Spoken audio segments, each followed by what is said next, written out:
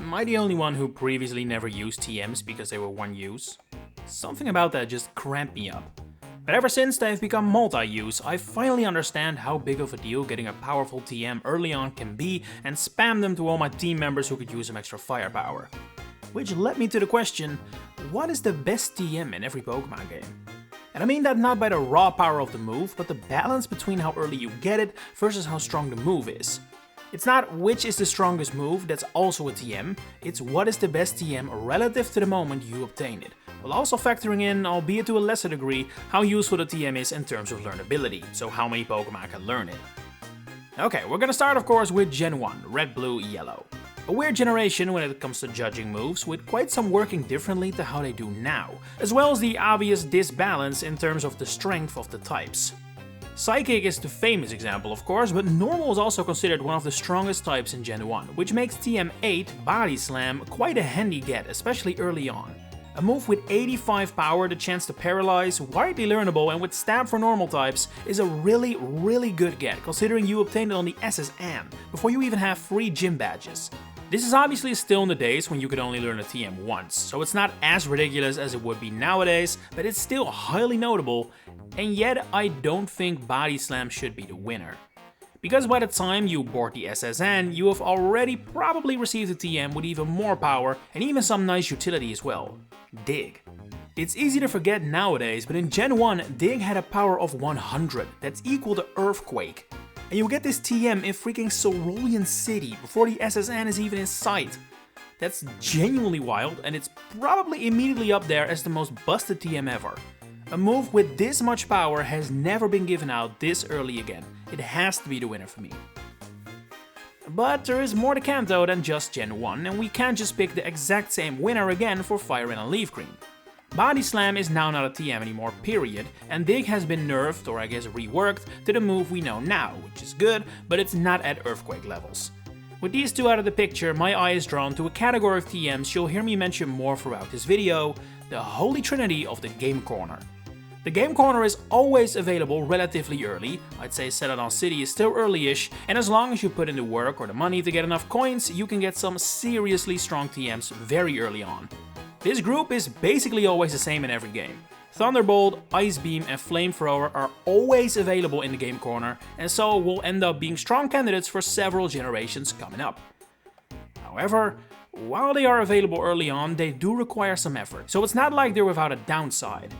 And in that regard, I think FireRed and LeafGreen actually have a better winner, because rather than spend your time getting coins to buy these, you can also just sneak into Saffron City, talk to Mr. Psychic and get the TM for Psychic instead.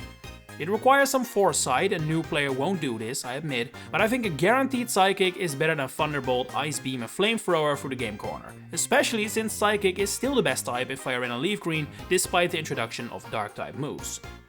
Despite these TMs returning in Let's Go Pikachu and Eevee, they won't win again. Because in these games, the TMs handed out by gym leaders receive one hell of an upgrade compared to the originals, to the point they have to win. Headbutt from Brock is already a very good move for so early in the game. Thunderbolt is now given out by Lieutenant Surge after his defeat, which is still early of course, but Scald from Misty has to win for me. A powerful water type move with chance to burn after only 2 gyms that is really hard to beat, even if its learnability is a bit restricted, especially compared to Headbutt. The fact you get Squirtle for free helps elevate it above Thunderbolt for me though, since Thunderbolt is not that useful in Let's Go Eevee. Moving on to Gen 2, here the Game Corner trio is actually not available through the Game Corner, so despite it now being available even earlier, in the city with the third gym, they cannot possibly win out in Gold, Silver and Crystal. I actually think this is one of the hardest gens in this entire video. They really went the other way after Gen 1 handed you some busted moves quite early and gave out moves that were more underwhelming than anything. Dig is once again available relatively early, the National Park, and I think Surf is also a decent candidate, being obtained in Ecruteak City before the 4th gym. That's quite early for such a powerful move. But I think the real winner is another that I have already mentioned for another game too, Headbutt. You get this the first time in Ilex Forest, which is after the 2nd gym, pretty decent for a 70 power move, but where Headbutt really shines is in the bonus department. It's widely learnable, it's rebuyable in Goldenrod City, which is big in a game where TMs are limitedly available, and it can be used to add really powerful Pokemon to your team early on through headbutting trees like Heracross. It's a bit of a wild card and not the move with the strongest raw power in this video, but I think Headbutt's versatility helps it win out. In Heart Gold and Soul Silver, it is firmly outclassed though, because here the Game Corner trio of Ice Beam, Flamethrower and Thunderbolt returns as early as Goldenrod City, which is ridiculously early for moves this powerful. Sure, you can't buy them willy-nilly, some effort is needed, but it's also not like you need the maximum amount of coins or anything, this is doable enough. And then there is really no competition. And it's a boring answer, but the exact same thing applies to Ruby, Sapphire and Emerald. The Game Corner is in Marvel City this time, so equal in time roughly to Kanto, and before that point you don't get a move that can come even remotely close to this trio. So yeah, it has to win again. But the end of the Game Corner is close, and that is foreshadowed by ORAS, where it's no longer available and these TMs are relocated to much later in the game. And so, we need a new winner, and I think there are two candidates. The absolute early game still has no really good TMs, but Marvel City now has U-Turn to be found, which is a relatively hard-hitting move with a useful secondary effect, even if it's not as useful in a regular playthrough as it is in competitive, I would argue. And so, my winner is one that takes full advantage of TMs now being reusable, Toxic. Found in the Fiery Path, so available right after Marvel City, Toxic is of course a very useful move for any team, and it's learnable by so many Pokemon that I cannot imagine many people finished ORAS without learning Toxic to at least someone after finding it this early. It can come in clutch in so many battles yet to come in the game, and although I don't think it's the strongest in this video by a long shot, compared to the rest of ORAS, I think it's pretty clear. Okay, for one last time we have the Game Corner trio in consideration for Diamond, Pearl and Platinum, as this is the final new generation to feature the location of course. This time it's located in Veilstone City, setting off the 3rd gym, so that's equal to Johto and Hoenn, and yet I don't think it should be the winner. And the reason for that is the same as we saw with FireRed and LeafGreen. Yeah, you can get these powerful moves quite easily here, but it still requires effort. Wait one gym battle and you get Fly handed to you guaranteed on a silver platter, and I think we have to keep that in consideration. It has the same power as the Game Corner trio, although it is a bit less accurate, but it can be learned by more Pokemon on average, and it of course has a very useful secondary effect. Sure, it's not technically a TM, but come on, do you really want the Game Corner trio to win everything? That said, they can't win in BDSP because here the Game Corner has turned into a clothing store. Is what I would say if BDSP hadn't just moved these TMs from the Game Corner to the nearby department store. If anything, this has made it even easier and has made them cheaper, so I actually think that while Fly is the winner for the original games, Thunderbolt, Ice Beam and Flamethrower probably get the edge again in BDSP. It's close though. And hey, in BDSP Fly is an actual TM at least. Alright, on to the gen that actually made TMs reusable. Gen 5, both Black and White 1 and 2, because I think the answer is the same for both. If you thought that reusable TMs made this whole thing easier, oh no, definitely not. It has only made Game Freak even more aware of what kind of moves to hand out, at least in this generation, to the point that I think I would go as far as to say that Gen 5's winner might be the worst TM of them all. It is a familiar one though, it's Dig. Just not even remotely as good as it was in Gen 1. Now with a power of 80, it is obtained on Route 4, which is right after Castelia City and the 3rd gym. To put it in context, that is later than in Gen 1, when Dig had 20 more power. But yeah, the list of options in Gen 5 is just so poor, or well balanced I guess you could also say, that Dig on Route 4 is the only one that feels like a bit of a steal, but even that is pushing it.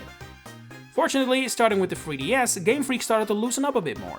A whole bunch of Pokemon would be available on every route from now on, and TMs too started to be handed out more freely and leisurely. In X and Y, that didn't come to fruition fully yet, it's mostly Sun and Moon where we get a whole bunch of options, but the Kalos games are certainly a step up from Gen 5 at least. Here I think we have the first candidate that truly does no damage at all. From the moment you set foot in Lumio City, you can buy TM75 from the Pokemart, which is Swords Dance.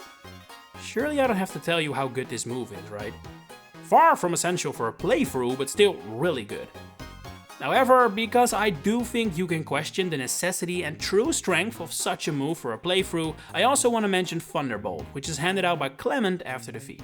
He is Kalos' 5th gym leader though, so that's not really early game anymore, but if you are inherently against Swords Dance winning, I would say Thunderbolt is up next. But for me, it's Swords Dance. On to Alola then, and I already said it before, there are so many options here, it's unreal. The number of really good reusable TMs found early in your playthrough for Sun and Moon is just bizarre, and it borders on the stuff you'd see in Gen 1. I think it's fair to say that both Melee Island and Akala Island are pretty much Alola's early game, right? Well, there are 3 TMs found here that are seriously good, being Leech Life on Akala Outskirts, Scald on Brooklet Hill, and my winner, Acrobatics on 10 Carat Hill. If you don't give your Pokemon a held item, Acrobatics is a move with 110 power, found while the wild Pokemon are barely level 10. That is absolutely insane. It is in my eyes the only TM that comes close to Gen 1 Dig. I mean, it hits harder, although there is the no held item caveat, and while it is hard to compare the moments you obtain them due to Alola not having gyms, they're not far apart at least.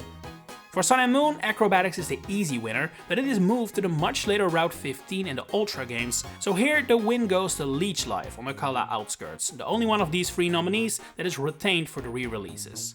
At this point, Leech Life had already been altered to be an 80 power move, which is more than respectable for what I would still consider the early game.